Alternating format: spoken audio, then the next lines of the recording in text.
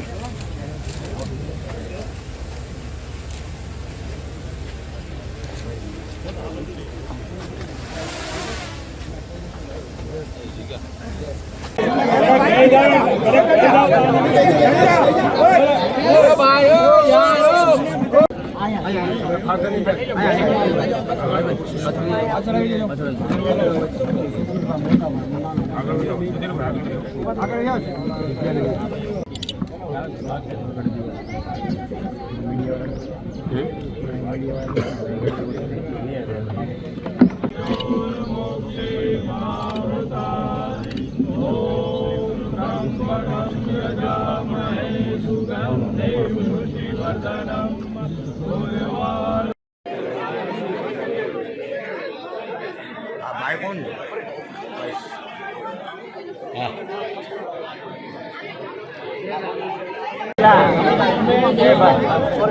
एक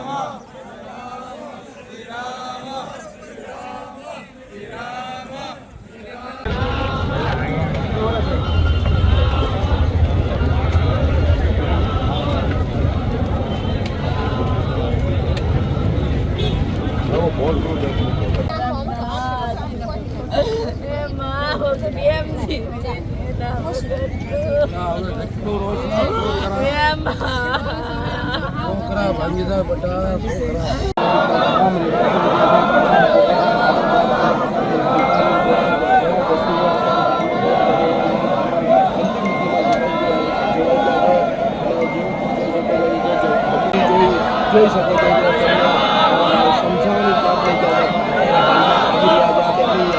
અંતિમ વિધિ તમામ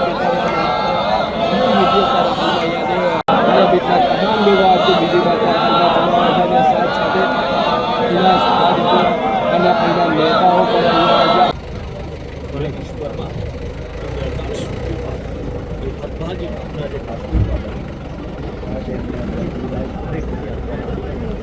એટલે અમે પેલા ઉપર પહાડ ઉપર ઘોડા ઉપર ચડીને પહાડ ચડ્યા અને પછી અમે ટિકિટ અમારા થોડાક જણા આગળ પાછળ થઈ ગયા હતા એટલે અમુકે ટિકિટ લઈ લીધી અમુકે નહોતી લીધી એટલે અમારે લેવાની હતી ને અમે લઈને સીધે અંદર ગયા અને પછી સીધું ફોટા પાડવાનું ચાલુ કરી નાખ્યું.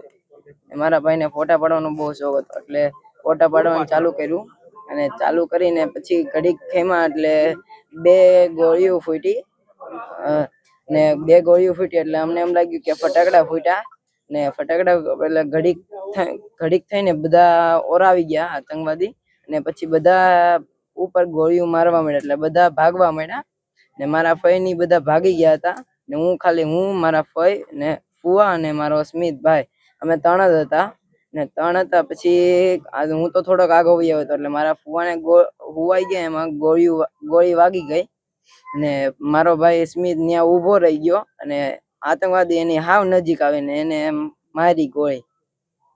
કોઈ આર્મી ના જવાનો સુરક્ષા વાળા કોઈ નહીં, ત્યાં એક કોઈ આર્મી ને જવાન એક કોઈ સુરક્ષા નહોતા ને પબ્લિક બહુ વધારે હતી એટલે. આતંકવાદીઓ નામ પણ પૂછતા હતા.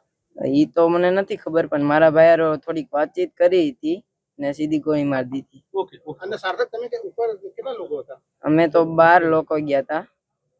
ને બીજો અવાજ આવ્યો પછી તે રિએક્શન હતું ભાગ્ય શું? નહીં, પહેલા તો અમે બધા એમનેમ જ ઊભા રહી ગયા. અમને એમ લાગ્યું કે ફટાકડા ફૂટ્યા છે અને પછી ઘડીક રહીને હાવ નજીક આવીને મારવા માંડ્યા બધા.